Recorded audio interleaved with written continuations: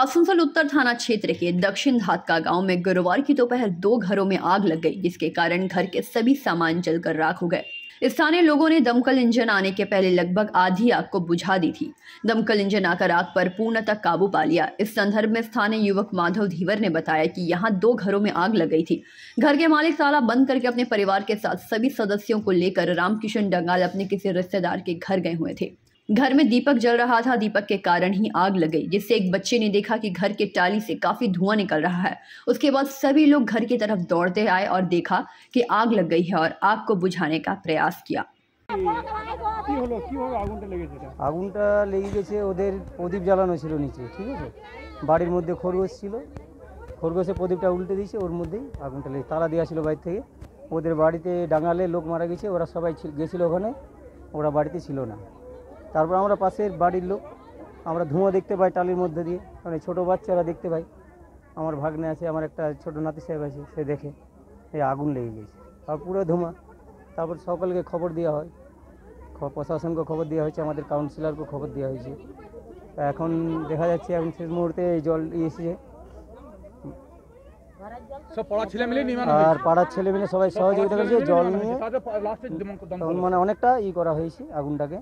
তারপরে আমাদের এসছে দমকল। আমার নাম মাধব ধীবর।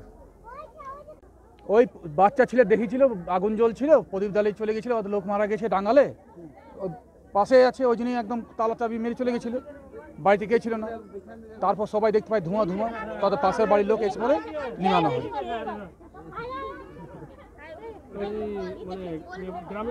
হ্যাঁ, গ্রাম লোকে বোঝানো হয়েছে, গ্রাম লোকে বোঝানো হয়েছে। তারপর দমকল আস্তে আস্তে দমকল একটু লেটে এসেছে, তাকে গ্রাম লোক হ্যাঁ ক্ষতি ভালো হয়েছে। দুটো বাড়ি পুরো তো ফ্যামিলির পুরো জিনিস ছিল তো, আর ফ্যামিলির মধ্যে কেউ বাড়িতে ছিল না কেউ। হ্যাঁ, দুটো বাড়ি পুরো চলে গেছে। এটা কি গ্রাম? ধাতকা গ্রাম, দক্ষিণ ধাতকা গ্রাম, साउथ धातका। आसनसोल से संतोष मंडल की रिपोर्ट, PBTV न्यूज।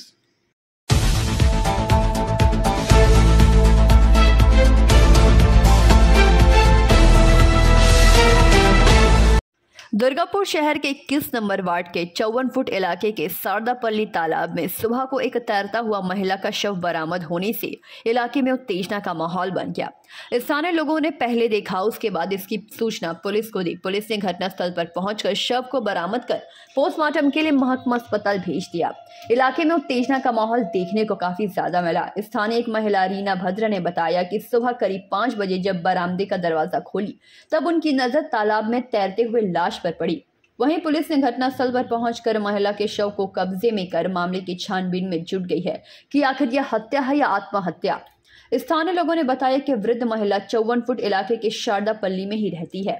वृद्ध महिला का नाम निर्मला मंडल है, जिनकी उम्र 65 वर्ष है। वहीं कुछ लोगों ने बताया कि महिला कहीं मॉर्निंग वॉक करने निकली थी, तालाब के सामने पहुंची और पैर फिसलकर शायद वह तालाब में गिर गई। पुलिस की तरफ से बताया गया है कि पोस्टमार्टम रिपोर्ट आने के बाद ही अब कुछ पता चल सकेगा। दुर्गापुर से निमाया दास की रिपोर्ट, PBTV न्यूज।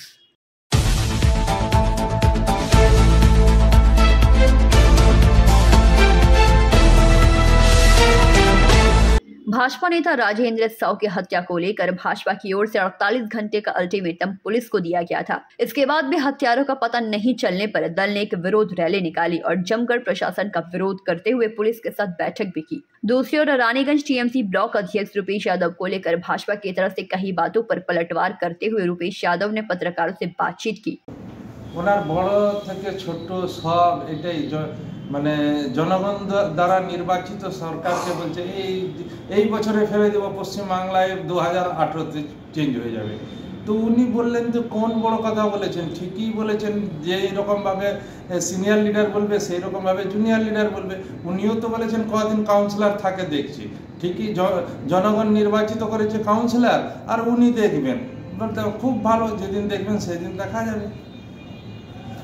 2023 में जब बोलना ही नहीं है, उनके बड़े नेता से लेकर के छोटे नेता बोलते हैं जनप्रतिनिधि जनता के द्वारा निर्वाचित सरकार को फेंक देना चाहते हैं। अरे किसी भी तरह आइन होगा ना, कानून होगा, ये तो रात के अंधेरे में नहीं किया गया, किसी रात के अंधेरे में हो गया चलो निपट गया। ये जग जाहिर है, आपके सामने है, मेरे सामने है, सभी के सामने है।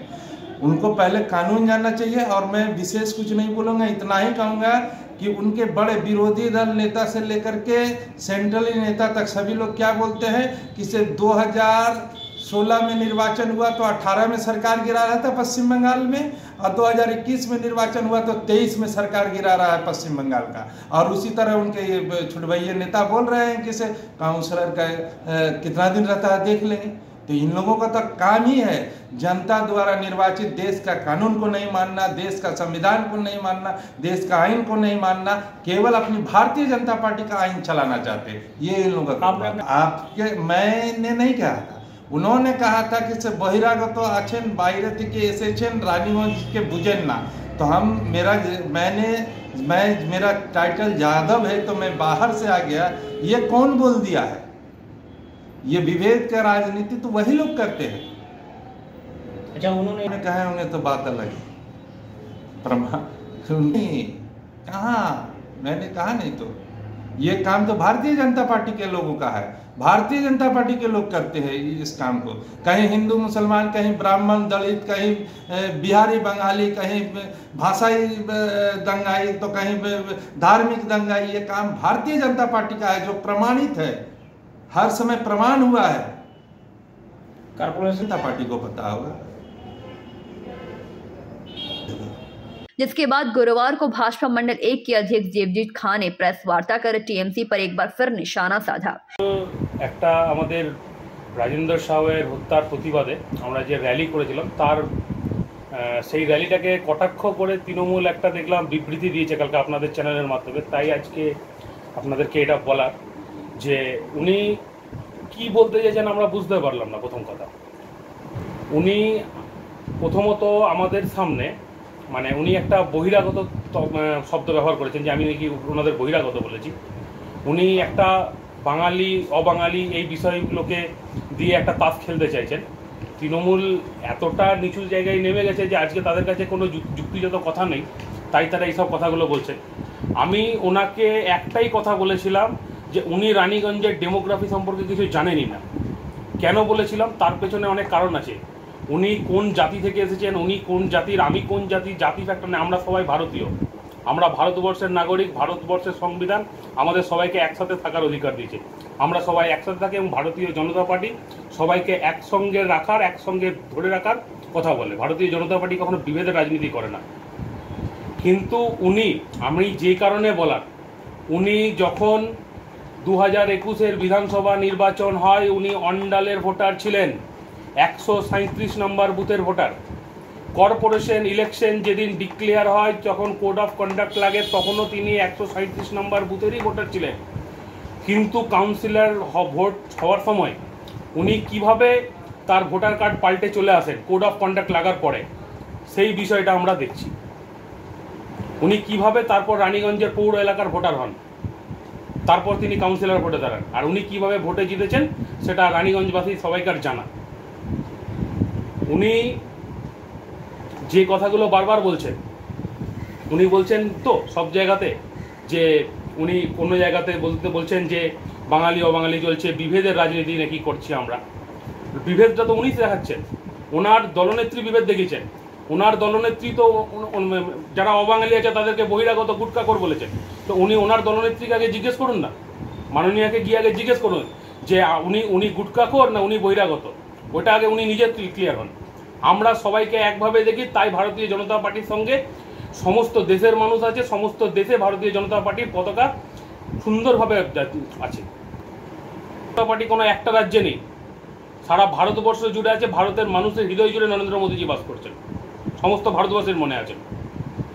আর উনি কালকে যে নোংরামিগুলো করেছেন এর বিরুদ্ধে আমরা দেখছি। আর উনি আগে নিজের কাউন্সিলর পদটা বাঁচান, কদিন থাকে দেখুন। আব্দুল আজমের নাম শুনেছেন তো, উনিও এমএলএ হয়েছিলেন, এমএলএ হওয়ার পর ওনার এমএলএ পদটা বাতিল হয়ে গেছিল। দেখুন ওনার কাউন্সিলর পদটা কদিন থাকে। আমরা এই নিয়ে স্টেট লিগাল সেলের সাথে আমরা কথা বলেছি, এই নিয়ে আমরা এই বিষয়টা দেখছি। দেখুন আগে কতদিন ওনার কাউন্সিলর পদটা থাকে। উনি বড় বড় কথা বলছেন তো, কোড অফ কন্ডাক্ট হওয়ার পর উনি কিভাবে কাউন্সিলরের ভোটে দাঁড়ালেন, উনি কিভাবে কোন অসৎ উপায়ে উনি তার ভোটার কার্ড ট্রান্সফার করলেন, এই বিষয়গুলো আমরা দেখছি। এবং এগুলো দেবজিৎ খাঁ, প্রেসিডেন্ট রানীগঞ্জ মন্ডল। वहीं दूसरी ओर एक बार फिर टीएमसी ब्लॉक अध्यक्ष रुपेश यादव ने भी प्रेस वार्ता कर भाजपा पर निशाना साधा। कुल मिलाकर संगठनों का आरोप प्रत्यारोप खत्म नहीं हो रहा। रानीगंज से सम्राट दास की रिपोर्ट, पीवीटीवी न्यूज।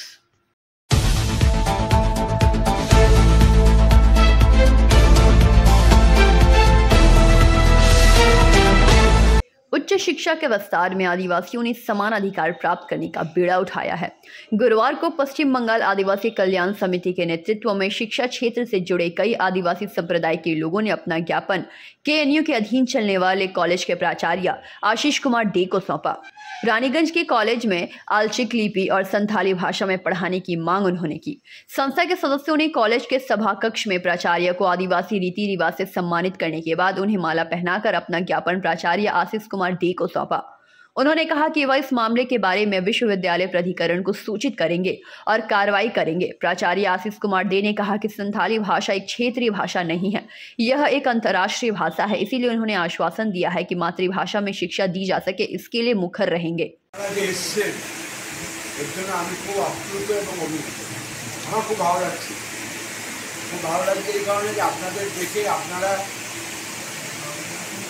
সারা পশ্চিমবঙ্গের শিক্ষার প্রসারে, শিক্ষার উন্নয়নে আপনারা একটা অগ্রণী ভূমিকা নিয়েছেন। এই সাবজেক্টটা এখানে নেই, পশ্চিম বর্ধমানে নেই, অতএব আমাদের এই সাবজেক্টটাকে একটা কোর্স যাতে চালু করা যায়। রানীগঞ্জ গার্লস কলেজে আছে মেয়েদের, কিন্তু আমার এখানে ছেলে মেয়ে সবটাই জানি, ছেলেরাও পড়তে পারবে, মেয়েরাও পড়তে পারবে। কারণ পড়াশোনাটাকে প্রসারিত করতে গেলে শুধুমাত্র একটা লিমিটেড জায়গায় রাখলে হবে না, তো বিভিন্ন জায়গায় বিভিন্ন কলেজে সব প্রসারিত করতে হবে।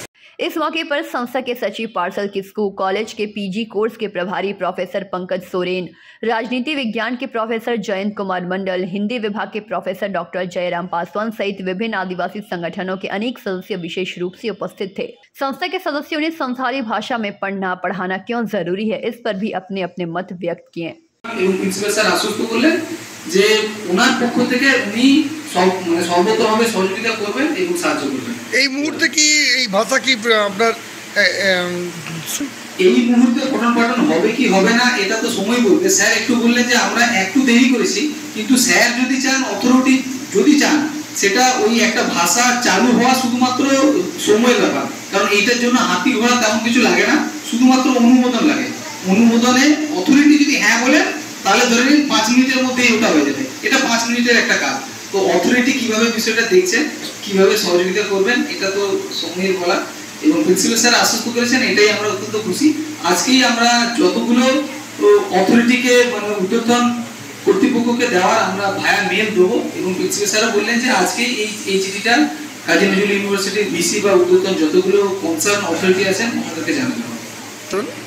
আমার নাম পার্সাল কিস্কু, আমি এই টিডিবি কলেজের রানীগঞ্জের ফিজিক্স ডিপার্টমেন্টের অ্যাসিস্ট্যান্ট প্রফেসর। এবং এরই সঙ্গে মানে শুধুমাত্র আমার নামটা জানলেই হবে না, এখানে আছেন আমাদের প্রফেসর পঙ্কজ কুমার সোরেন, যিনি ইংলিশ ডিপার্টমেন্টের এবং যে পিজি চালু হয়েছে সেই পিজি ডিপার্টমেন্টের হেড অফ দ্য ডিপার্টমেন্ট। এবং এরই সঙ্গে আমাদের আদিবাসী দরদি বা সাঁওতাল দরদি আরো দুজন প্রফেসর এখানে আছেন হিন্দি ডিপার্টমেন্টের। ইনি হিন্দি ডিপার্টমেন্টের হেড পঙ্কজ জয়রাম পাসওয়ান, ডক্টর জয়রাম পাসওয়ান। এবং আমাদের মধ্যে উপস্থিত আছেন পলিটিক্যাল সায়েন্সের প্রফেসর জয়ন্ত কুমার মন্ডল।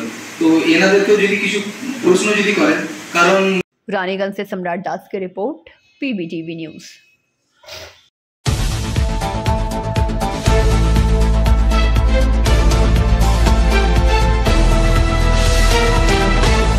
बांकुड़ा शहर में हो रही यातायात की समस्या के चलते आम जनता को असुविधाओं का सामना करना पड़ रहा था। विशेष रूप से सड़कों के किनारे बैठे उन हॉकरों एवं छोटे दुकानदारों ने, जिन्होंने सड़कों के ऊपर तक अपना कारोबार बिछा लिया था। आम जनता की सुविधाओं तथा हॉकरों एवं छोटे व्यवसायियों की समस्याओं को भी ध्यान में रखते हुए बांकुड़ा जिला प्रशासन एवं नगर पालिका प्रशासन की तरफ से अभियान चलाया गया, जहां सड़कों से हटाकर व्यवसाय करने की अनुमति दी गई। गुरुवार को बांकुड़ा नगर पालिका चेयरमैन अलकसीन मजुमदार, वाइस चेयरमैन हीरालाल चट्टोराज एवं बांकुड़ा सदर एसडीओ सुशांतो भगत, बांकुड़ा सदर थाना आईसी देवाशीष पांडा तथा अन्य अधिकारियों की उपस्थिति में अतिक्रमण के खिलाफ अभियान चलाया गया। जो कि मचानतला से शुरू होकर हेड पोस्ट ऑफिस प्रांगण एवं बंग विद्यालय के सामने बैठे व्यवसायियों को सड़कों से दूर हटाकर व्यवसाय करने को कहा। बता दें कि बांकुड़ा नगर पालिका की ओर से शहर के सौंदर्यीकरण अर्थात ग्रीन सिटी बनाने के लिए योजना तैयार हुई थी। इसमें करोड़ों रुपए खर्च हुए थे। उसके बावजूद बांकुड़ा शहर में यातायात की समस्या विकराल रूप धारण कर रही है। फुटपाथ तैयार किए जाने के बावजूद जिस तरह से व्यवसायियों ने कब्जा जमा रखा है, ऊपर से बांकुड़ा शहर के भारव स्थान से लेकर कॉलेज मोड़ तक फुटपाथ तैयार करने की नई योजना भी तैयार हुई है। রাস্তা সংকীর্ণ হয়ে যাচ্ছে হকারদের জন্য, তাদের জীবন জীবিকা সেটাকেও আমরা অস্বীকার করতে পারছি না। তাদের অন্য জায়গায় শিফটিং করার জন্য কৃষক মান্ডিতে সেখানে গিয়েও তারা অসুবিধায় পড়ছে। সেখানে সমস্ত ক্রেতারা সেখানে যাচ্ছে না। ক্রেতাদের অভ্যাসটাও চেঞ্জ করতে হবে, সেই জায়গাতে নিয়ে যাওয়ার জন্য আমরা প্রচেষ্টা চালাচ্ছি। তার সঙ্গে সঙ্গে ধীরে ধীরে এরা যাতে করে প্রথমে একটুখানি পিছিয়ে যাচ্ছে, তারপরে আমরা কিন্তু এদেরকে আলটিমেটাম দিয়েছি এখান থেকে আস্তে আস্তে সরতে হবে।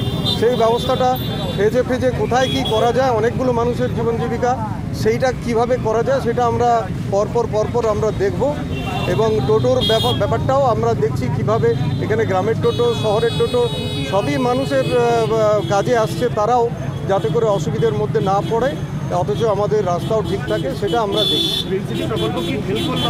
গ্রিন সিটি প্রকল্পের বিষয়ে আমার বিশেষ কিছু জানা নেই, সেটা আমি খোঁজ নিয়ে দেখি। স্যার এই পেছনে যে জায়গাটা আপনার পেছনে, সেই জায়গাটা তো দখল মানে কোনো কাজে লাগছে না, তাহলে এই হকাররা যে বসছে এবং রাস্তাটা পাবলিকে যেটা জ্যাম হচ্ছে, এটা তো এই জায়গাটা না ইউজ করার জন্য, এটাকে আপনারা সমাধান করতে পারেন না? এটা তো কোনো কাজে লাগছে না। কোনটা? এই পেছনের জায়গাটা, তাহলে তো এই জায়গাটা অনেকটা রাস্তাটা চওড়া হবে। পেছনের জায়গাটা তো বিউটিফিকেশনের জন্যই করা হয়েছিল, কিছু তো হয়নি তো, সেটা ফেল করলো কেন? বিউটিফিকেশন তো সেটা আছেই, জঞ্জালে ভর্তি না সেটা তো এদের জন্যই হচ্ছে না। এদের জন্য কেন হবে? পৌরসভা এটা তো মেনটেনেন্স করা যাচ্ছে না বলেই হচ্ছে না, দখলদারির জন্যই হচ্ছে না। তো সেইটাকে আমাদের ধীরে ধীরে আমরা এই মাচানতলা থেকে আপনার ভৈরব স্থান এটাও অর্ডার হয়েছে, সেটাও করা হবে, আস্তে আস্তে আমাদের পুরোটাই হবে। পার্কিং এর জন্য বলেছিলেন যে ওই জায়গা পার্কিং এর জন্য আবার আমরা ব্যবস্থা করছি, কি করা যায়। দখলমুক্ত এখনো হলো না বলেছিলেন। দখলমুক্ত হলো না, তার মধ্যে দুটো কারণ আছে। একটা হচ্ছে মূল ব্যাপারটা হচ্ছে যে স্যাংশন দরকার, ওখানে পরিষ্কার করতে গেলে নতুন একটা প্রজেক্ট নিয়ে এসে ওটাকে নতুন ভাবে না সাজাতে পারলে আমাদের পূর্ণ পরিকল্পনা আমরা করতে পারছি না। ঠিক আছে, আজকে যে অভিযান কি বলবেন? দেখুন, আমরা ইতিমধ্যে আমি এসডিও ভাইস চেয়ারম্যান আমাদের আইসি সাহেব আমরা ইতিমধ্যেই আমরা মিটিং করেছি। কারণ আমরা আমাদের যে পৌরসভার যে সরকারি যে রাস্তা রয়েছে পিচ রোডের উপরে যদি হকাররা বসে তাহলে সাধারণ মানুষের অনেক অসুবিধা হয়, যানজট তৈরি হয়ে যায়। তাহলে সাধারণ মানুষের কথা আমাদেরকে চিন্তা ভাবনা করতে হবে। তার সাথে সাথে হকাররা কৃষি ভবনে তাদের জায়গা ছিল, তারা কৃষি ভবনে উঠে যেতে চাইছে না, তাদের বিক্রি পাটা নাকি ওখানে হয় না। তো আমরা হকারদেরকে বলেছি আমরা যেমন প্রশাসনের পক্ষ থেকে তোমাদেরকে সহযোগিতা করব, তোমাদেরকেও আমাদের সহযোগিতা করতে হবে। কারণ সাধারণ মানুষের যদি অসুবিধা হয় তখন কিন্তু পৌরসভাকেই গালিগালাজ করবে। তো সেই ক্ষেত্রে ওরা যে পিচ রোড আছে, পিচ রোডের নিচে নেমে যেতে হবে ওদেরকে। আমরা এটা বলতে এসেছি, ওদেরকে মিটিং করে ইতিমধ্যেই আমরা বলেছি, আজকেও আমরা বলতে এসেছি। আজকে পরিস্থিতি হলো কেন? পুরসভার ব্যর্থতা, সেই ব্যর্থতার কারণেই আজকে বাঁকুড়া শহরের এই অবস্থা, এমনটাই দাবি করছেন সবাই। দেখুন, আমরা পৌরসভার পক্ষ থেকে হয়তো কেউ বলতে পারেন যে পৌরসভার ব্যর্থতা, তো আমরা মনে করি যে পৌরসভার কোনো ব্যর্থতা নয় এটা। কারণ আমরা সাধারণ মানুষের সঙ্গেই থাকি, আমরা জনপ্রতিনিধি হিসাবে থাকি, সাধারণ মানুষের সঙ্গেই আমরা থাকি। সাধারণ মানুষের কথাও আমাদেরকে চিন্তা ভাবনা করতে হয়, প্রত্যেকের কথা আমাদের চিন্তা ভাবনা করতে হয়। সেই জন্য কয়েক কোটি টাকা খরচ করে গ্রিন সিটি প্রকল্প করেছিল, দেখুন এই ব্যাপারে আমি কিছু বলতে চাই। बांकुड़ा से अनूप राय की रिपोर्ट। 4 मई को अंतर्राष्ट्रीय अग्निशामक दिवस मनाया जाता है। इसी के तहत गुरुवार की सुबह को सिटी सेंटर संलग्न फायर स्टेशन में कार्यक्रम का आयोजन किया गया, जहां उपस्थित पूर्व इंटरनेशनल स्कूल के छात्र छात्राएं एवं शिक्षक और शिक्षिकाएं मौजूद थी। छात्र छात्राओं के सामने दमकल विभाग के कर्मियों ने एक डेमोन्स्ट्रेशन के माध्यम से दिखलाया कि आग लगने पर किस तरह से बुझाया जाए और उस पर काबू पाई जाए, और इस संबंध में बच्चों को भी जानकारी दी। इस दौरान पूर्व इंटरनेशनल स्कूल के डायरेक्टर सुब्रत चट्टोपाध्याय ने बताया कि आज हम उन बहादुर पुरुषों का सम्मान करते हैं जो हमें सुरक्षित रखने के लिए हर दिन अपनी जान की बाजी लगाते हैं। वहीं पूर्व इंटरनेशनल स्कूल के शिक्षकों और छात्रों ने सिटी सेंटर फायर स्टेशन के अग्निशमन कर्मियों को फूलों और मिठाइयों से सम्मानित भी किया। স্কুলের তরফ থেকে এসেছি দুর্গাপুর সেন্টার ফায়ার স্টেশনে। আজকে ইন্টারন্যাশনাল ফায়ার ফাইটার্স ডে। আমাদের বাচ্চারা এবং আমাদের টিচাররা, আমাদের ম্যানেজমেন্টের তরফ থেকে আমরা ডিসাইড করেছি যে এই সোশ্যাল সার্ভিস যারা করেন, আমাদের সঙ্গে রয়েছেন দুজন অফিসার যারা এই ফায়ার সার্ভিস দেন, আমাদেরকে সবসময় আপদে বিপদে সবসময় আমাদের রক্ষা করেন। তো তাদের কাছে আমরা কিছু শুনে নেব। স্যার কিছু বলুন আজকের দিনে। অনেক অভিনন্দন আপনাদেরকে আজকের দিনে। আপনাকে অভিনন্দন পুরো ইন্টারন্যাশনাল স্কুলের তরফ থেকে আজকে যে দুর্গাপুর দমকল কেন্দ্রে একটা শুভেচ্ছা বার্তা ওনারা নিয়ে এসছেন এবং ছোটো ছোটো বাচ্চাদের, তাতে আমরা দমকলের তরফ থেকে ওনাদেরকে অসংখ্য অসংখ্য ধন্যবাদ। এবং আমরা সত্যিই আপ্লুত যে অগ্নি নিরাপত্তা দিবস আপনারা জানেন আমাদের 14 এপ্রিল টু 21 এপ্রিল রিসেন্টলি গেল অগ্নি সপ্তাহ দিবস হিসেবে পালন করি, এবং আজকেও আপনারা জানেন আজকে ইন্টারন্যাশনাল ফায়ার ডে। তো যাই হোক, আপনারা অগ্নি থেকে দূরে থাকুন এবং অগ্নিকে বাঁচাবার জন্য অগ্নি থেকে দূরে থাকুন এবং অগ্নি জিনিসটাকে যাতে প্রত্যেকে সহযোগিতা আপনারা আশা করব। আর আবার পুনরায় করব ইন্টারন্যাশনাল স্কুলকে দুর্গাপুর দমকল কেন্দ্রের পক্ষ থেকে অসংখ্য অসংখ্য ধন্যবাদ। অ্যাকচুয়ালি 4th মে ইন্টারন্যাশনাল ফায়ার ফাইটার ডে। সারা বিশ্বের সঙ্গে ভারতবর্ষ এবং আমাদের পশ্চিমবঙ্গ এই দিনটি আমাদের যারা ফায়ার ফাইটার আছে তাদের জন্য এটা উৎসর্গিত করা হয়েছে। তাদেরকে আজকের দিনে আমরা শুভেচ্ছা জানাই। আর আমাদের স্কুলের তরফ থেকে এটাই ডিসিশন নিয়েছিলাম যে সমাজের বিভিন্ন কর্নারে যারা বিভিন্ন সার্ভিসে যুক্ত আছে তাদের মধ্যে এনাদের যে প্রয়োজনীয়তাও খুব আছে। তার কারণ হচ্ছে কি, আমরা বিভিন্ন সময় আমাদের অজান্তে অনেক ফায়ার কেসেস দেখে থাকি, সেখানে এনারা একদম রিস্কপূর্ণভাবে সমস্ত নিজেদের জীবনকে বাজি রেখে তারা ঝাঁপিয়ে পড়েন এবং আমাদের অনেক প্রাণহানি থেকে বাঁচান এবং অনেক জিনিসপত্র ক্ষতি থেকে বাঁচান। আমরা ওদের শুভ কামনা করি, ওনাদের সুস্বাস্থ্য কামনা করি এবং আশা করি ওনাদের সার্ভিস আমরা আর চিরকাল পেয়ে যাব এবং আমাদের তরফ থেকেও ওনাদের প্রতি হেল্প থাকবে। পাশাপাশি আমাদের বাচ্চারাও যদি পরবর্তীকালে এই ফায়ার সার্ভিস লাইনে জয়েন করতে চায়, তারা উদ্বুদ্ধ হয়, এটাও একটা আমাদের প্রচেষ্টা, অ্যাওয়ারনেস যে হ্যাঁ চলো আমাদের এই সমাজে এই সার্ভিসটারও দরকার আছে। আপনার নাম? Subrata Chattopadhyay, director and founder principal, Purba international school, Durgapur. আমরা খুবই গর্বিত এইভাবে স্কুল থেকে বাচ্চাদের নিয়ে যারা টিচিং স্টাফরা এসেছেন, আমাদের খুবই ভালো লাগছে। মানে করোনাকালে তো এইভাবে করা হয়নি, 2 বছর বাচ্চারা তো এইভাবে আমরা পাইনি, বাচ্চাদের সান্নিধ্য পাইনি, একমাত্র পূর্ব স্কুল। আমি 2019 সালেও দেখেছিলাম, আজকে 2023 সাল, মাঝে 2 বছর 3 বছর বন্ধ ছিল, এবছরও পেলাম, খুবই ভালো লাগলো। আমরা ওয়েস্টবেঙ্গল ফায়ার সার্ভিস থেকে ওই পূর্ব ইন্টারন্যাশনাল স্কুলকে আমরা ধন্যবাদ জানাই। আপনার নাম? আমার নাম সাব অফিসার পূর্ণেন্দু। दुर्गापुर से निमाया दास की रिपोर्ट, PVTV न्यूज। पानी की समस्या को लेकर जामुड़िया के विधायक हरेराम सिंह ने गुरुवार को आसनसोल नगर निगम के मेयर विधानोपाध्याय से उनके कार्यालय में मुलाकात की। इस दौरान जामुड़िया क्षेत्र की पानी समस्याओं को लेकर चर्चा की गई। इस संबंध में जानकारी देते हुए विधायक हरेराम सिंह ने कहा कि जामुड़िया नगर निगम अंचल की पानी की समस्याओं को लेकर आज वे मेयर विधानोपाध्याय से मुलाकात किए। इस दौरान समस्याओं पर विस्तृत चर्चा हुई, जिसे लेकर उन्होंने जल्द ही निदान करने का आश्वासन दिया। उन्होंने कहा कि बोगड़ा एवं अन्य जगहों पर 17 से 18 ऐसे लोग हैं जो पंप से पानी खींच रहे हैं, जिसके कारण पानी निचले क्षेत्रों में नहीं जा पा रहा। इसे लेकर कार्रवाई करना जरूरी है। पहले इन लोगों को समझाया जाएगा, यदि इस पर भी वे लोग नहीं माने तो उन पर कानूनी कार्रवाई की जाएगी, साथ ही उनका जल्द संयोजन भी काट दिया जाएगा। वहीं मेयर विधानोपाध्याय ने कहा कि जामुड़िया क्षेत्र के बहुत से ऐसे ग्राम हैं जहां पानी की पाइपलाइन नहीं है, क्योंकि जामुड़िया 2015 में नगर निगम में शामिल हुआ, लेकिन अमृत परियोजना के दूसरे चरण में जामुड़िया के सभी 13 वार्डों में पाइपलाइन बैठाया जाएगा और घर घर पानी पहुंचाई जाएगी। পাইপলাইন রয়েছে, জলও রয়েছে, কিন্তু কিছু মানুষ আছে যারা পাম্প দিয়ে জলটা নিয়ে নিচ্ছে। সেটাই উনি গ্রামে গেছিলেন, ওটা উনাকে কমপ্লেন দিয়েছে, উনি এটা আমাকে জানালেন। তা আমরা বললাম যে নামগুলো দিয়ে দেবো আমাদেরকে, যারা যারা পাম্পে জল নিচ্ছে তাদেরকে আমরা প্রথমত চিঠি করব, জানাবো যে ভাই পাম্প চালাবে না, তাহলে পিছনের মানুষরা পাচ্ছে না, যারা গরিব মানুষ আছে তারা পাচ্ছে না, যাদের পাম্প কেনার পয়সা নেই তারা পাচ্ছে না, এটা বলা হয়েছে। এবং নামগুলো পেলে আমরা পাম্পগুলো কাটানোর জন্য লোক পাঠাবো।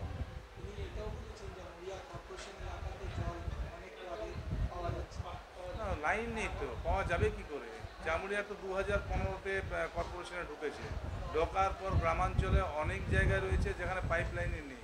এটা তো আমাদের পশ্চিমবঙ্গের মাননীয় মুখ্যমন্ত্রী মমতা বন্দ্যোপাধ্যায় যেটা উদ্যোগ নিয়েছেন যে সবার বাড়িতে জল, সেই আমাদের যেটা অমৃত 2 প্রকল্পটা যেটা আছে সেটাতে পুরো জামুরিয়াটায় 13টা ওয়ার্ডের যেখানে যেখানে জল পড়ছে না, জলের জন্য কিন্তু ব্যবস্থা করা হচ্ছে। যে সমস্ত জায়গায় জল পাচ্ছে না তাদেরকে ট্যাঙ্কারের সাহায্যে প্রায় একটা ওয়ার্ডে 100-র উপর করে ট্যাঙ্কার গাড়িতে জল দেওয়া হচ্ছে। কোথাও 100 আছে, কোথাও 80 আছে, কোথাও 50 আছে। প্রত্যেক দিন 1 দিন 2 দিন পর খাবারের জল প্রতিদিন দেওয়া হচ্ছে, যেগুলো না জল নেই, একদমই জল নেই।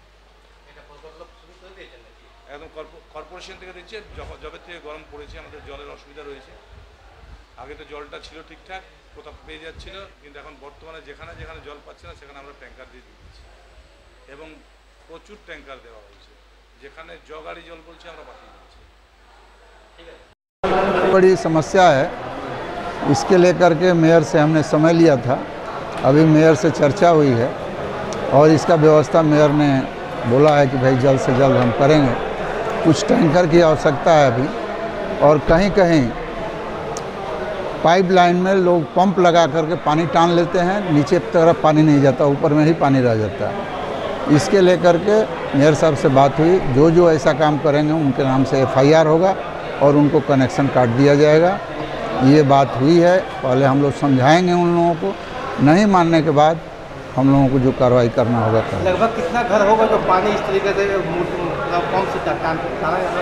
17-18 घर ऐसा है बोगड़ा में जो कि पंप से पानी टान लेता है, जिसके लेकर के हम लोग काफ़ी समस्या हो रही है। कौन कौन जगह ऐसा है जहाँ पानी की समस्या है? ऐसा कुछ पूरा हमारे जमुरिया अंचल में, जमुरिया ये हमारा कॉरपोरेशन में परेशानी है और हर जगह जो है पानी की समस्या है। आसनसोल से संतोष मंडल की रिपोर्ट, PVTV न्यूज़। 7 वामपंथी संगठनों के द्वारा स्थानीय बेरोजगार युवाओं के लिए रोजगार की मांग को लेकर गुरुवार को जामुरिया औद्योगिक अंचल स्थित विभिन्न कारखानों में डेपुटेशन दिया गया। 7 वामपंथी जन संगठन DYFI, SFI, कृष्ण सभा, C2, महिला समिति, खेत मजदूर, पश्चिम बंग बस्ती उन्नयन समिति के सदस्यों ने स्थानीय बेरोजगार युवाओं को रोजगार तथा प्रदूषण नियंत्रण एवं CSR के द्वारा स्थानीय इलाके में विकासमूलक कार्य करने की मांग को लेकर सुपर स्मेल्टर्स, गगन फेरोटेक, सत्यम स्टील, रैक स्पंज, कुंज बिहार तथा राजश्री कारखाने में ज्ञापन दिया। सुबह 9 बजे सुपर स्मेल्टर कारखाने के गेट के बाहर बड़ी संख्या में वामपंथी कार्यकर्ताओं की भीड़ जमा हुई। कारखाना गेट के बाहर वामपंथी कार्यकर्ताओं ने जमकर विरोध किया तथा नारेबाजी लगाई। उसके बाद एक प्रतिनिधि मंडल कारखाने के अंदर जाकर मैनेजमेंट से मिलकर अपनी मांगों का मांग पत्र दिया तथा उनकी मांगों को जल्द पूरा करने का आश्वासन भी मैनेजमेंट से लिया। इसी तरह एक एक कर सभी कारखानों के बाहर विरोध प्रदर्शन किया तथा मांग पत्र सौंपा। इस मौके पर विभिन्न जन संगठन के नेताओं ने संबोधित किया। इस मौके पर जामुरिया म्यूनिसिपल के पूर्व चेयरमैन तापस कवि ने संबोधित करते हुए कई बातें कही। इस मौके पर उपस्थित थे माकपा के जिला कमेटी के सदस्य मनोज दत्ता, सुजीत दत्ता, पश्चिम एरिया कमेटी के सचिव सुमित कवि, जिला कमेटी के सदस्य MD कलीमुद्दीन, बस्ती उन्नयन समिति के सचिव भरत पासवान, महिला समिति की सचिव जया दत्ता, युवा नेता विकास यादव, छात्र नेता P चैटर्जी, C2 नेता संजय चैटर्जी, मुन्ना आहिर, राम लखन यादव, MD कयूम तथा दिलीप बावरी आदि उपस्थित रहे। 16 घंटा काम कराने सकेंगे और अगर कोई मजदूर का एक्सीडेंट होगा तो एक्सीडेंट मजदूर को हमको कुछ देने नहीं पड़ेगा। इसीलिए वो लोग चाहते हैं कि बाहर से मजदूर लाएंगे, मजदूर को शोषण करेंगे। हमारा CI2 को मजदूर को चेतावनी देना है कि आप लोग बाहर का जितना मजदूर आया है उन लोग को साथ संपर्क बनाइए, उन लोग को भी लाल झंडा का नीचे लाइए, काहे के वो लोग भी शोषित होता है, वो लोग को भी शोषण करने होता है, मालिक लोग शोषण कर रहा। इसी का खिलाफ में हम लोग को लड़ना होगा और खाना में एकजुट बनाना होगा। मजदूर का काम नहीं करेगा तृणमूल, मजदूर का काम नहीं तोलेगा, नहीं करेगा। चाय बागान में, दार्जिलिंग में चाय बागान है, वहाँ का मजदूर है, उन्होंने कुछ नहीं किया, तृणमूल का श्रमिक संगठन नहीं किया। मजदूर लोग ये आयरन स्टील का मजदूर लोग जब कलकत्ता में हम लोग मीटिंग में जाते हैं, उन लोग का कुछ आदमी आता है, उन लोग तो कानून नहीं मानता है, बोलता है सब इंडियन 6 आदमी जाएगा, और उन लोग बोलता है जितना आदमी लाएंगे लाएंगे, किसी का बात तो लोग नहीं सुनता है। वहाँ का जितना जनरल मजदूर जाता है, उन लोग हम लोग को बोलता है आप लोग लड़िए, ये हमारा लीडर लोग नहीं लड़ेगा। ये लोग मालिक का साथ पहले मीटिंग करके आता है यहाँ, हम लोग बोलते हैं 21,000 महीना देने होगा, ये 1100 महीना देने नहीं होगा, आप लोग को 21,000 तलब देने होगा, सब मजदूर को देने होगा। इसका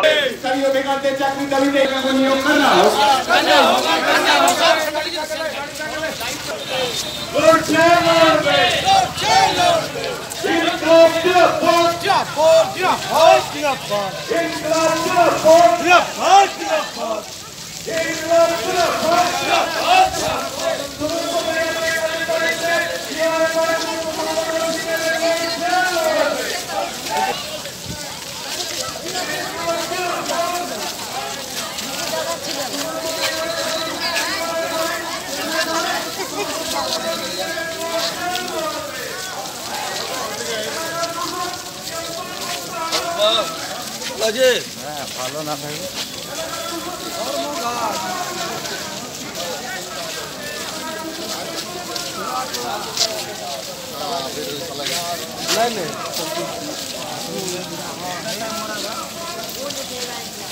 মহিন্দর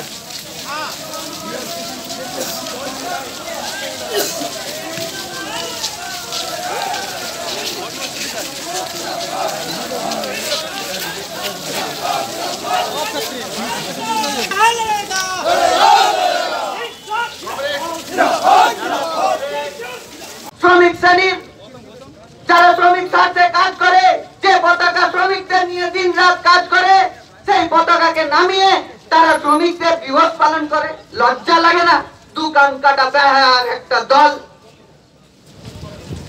আমরা আজ স্পষ্টভাবেই কর্তৃপক্ষকে বলে দিতে চাই, আপনি যে গুন্ডার মারফতে, যে গুন্ডাদের দ্বারা এখানে দেবেন, মিছিল আমাদের শুরু হয়ে যাবে। আপনারা যখন প্রতিনিধিরা যাবে, আমাদের মিছিল আমি কমরেডদের বলবো সামনে ব্যানার নিয়ে শুরু করুন। আমরা সোজা সপ্তম গেটে যাব এবং ওখানে কৃষক সভা, ক্ষেত মজুর প্রত্যেককেই আপনাদের ভাষণ দিতে হবে। এখানে ডিওয়াইএফআর CI2 দিয়েছে, ওখানে কৃষক সভা, মহিলা এবং ক্ষেত মজুরের সংগঠনের যারা নেতৃত্ব এসছেন তারা সেখানে ভাষণ দেবেন, তারা সেখানে বলবেন আপনাদের দাবি এবং তারপর 16 घंटा काम कराने सकेंगे। और अगर कोई मजदूर का एक्सीडेंट होगा तो एक्सीडेंट मजदूर को हमको कुछ देने नहीं पड़ेगा। इसीलिए वो लोग चाहते हैं कि बाहर से मजदूर लाएंगे, मजदूर को शोषण करेंगे। हमारा CI2 को मजदूर को चेतावनी देना है कि आप लोग बाहर का जितना मजदूर आया है उन लोग को साथ संपर्क बनाइए, उन लोग को भी लाल झंडा का नीचे लाइए। काहे के वो लोग भी शोषित होता है, वो लोग को भी शोषण करने होता है, मालिक लोग शोषण कर रहा। इसी का खिलाफ में हम लोग को लड़ना होगा और खाना में एकजुट बनाना होगा। मजदूर का काम नहीं करेगा तृणमूल, मजदूर का काम नहीं तुलेगा, नहीं करेगा। चाय बागान में, दार्जिलिंग में चाय बागान है, वहाँ का मजदूर है, मैं कुछ नहीं किया, तृणमूल का श्रमिक संगठन नहीं किया। मजदूर लोग, ये आयरन स्टील का मजदूर लोग जब कलकत्ता में हम लोग मीटिंग में जाते हैं, उन लोग का कुछ आदमी आता है, उन लोग तो कानून नहीं मानता है, बोलता है सब इंडियन 6 आदमी जाएगा, और उन लोग बोलता है जितना आदमी लाएंगे लाएंगे, किसी का बात तो लोग नहीं सुनता है। वहाँ का जितना जनरल मजदूर जाता है, उन लोग हम लोग को बोलता है आप लोग लड़िए, ये हमारा लीडर लोग नहीं लड़ेगा। ये लोग मालिक का साथ पहले मीटिंग करके आता है यहाँ, हम लोग बोलते हैं 21,000 महीना देने होगा, ये 1100 महीना देने नहीं होगा, आप लोग को 21,000 तलब देने होगा, सब मजदूर को देने होगा। इसका 16 घंटा काम कराने सकेंगे। और अगर कोई मजदूर का एक्सीडेंट होगा तो एक्सीडेंट मजदूर को हमको कुछ देने नहीं पड़ेगा। इसीलिए वो लोग चाहते हैं ये बाहर से मजदूर लाएंगे, मजदूर को शोषण करेंगे। हमारा CI2 को मजदूर को चेतावनी देना है कि आप लोग बाहर का जितना मजदूर आया है उन लोग को साथ संपर्क बनाइए, उन लोग को भी लाल झंडा का नीचे लाइए, काहे के उन लोग भी शोषित होता है, उन लोग को भी शोषण करने होता है, मालिक लोग शोषण कर रहा। इसी का खिलाफ में हम लोग को लड़ना होगा और रखना में एकजुट बनाना होगा। मजदूर का काम नहीं करेगा तृणमूल, मजदूर का काम नहीं तुलेगा, नहीं करेगा। चाय बागान में, दार्जिलिंग में चाय बागान है, वहां का मजदूर है, मैं कुछ नहीं किया, तृणमूल का श्रमिक संगठन नहीं किया। मजदूर लोग, ये आयरन स्टील का मजदूर लोग जब कलकत्ता में हम लोग मीटिंग में जाते हैं, उन लोग का कुछ आदमी आता है, उन लोग तो कानून नहीं मानता है, बोलता है सब इंडियन 6 आदमी जाएगा, और उन लोग बोलता है जितना आदमी लाएंगे लाएंगे, किसी का बात तो लोग नहीं सुनता है। वहाँ का जितना जनरल मजदूर जाता है उन लोग हम लोग को बोलता है आप लोग लड़िए, कि हमारा लीडर लोग नहीं लड़ेगा। ये लोग मालिक का साथ पहले मीटिंग करके आता है यहाँ, हम लोग बोलता है 21,000। जामुड़िया से दिलीप साव की रिपोर्ट, PVTV न्यूज।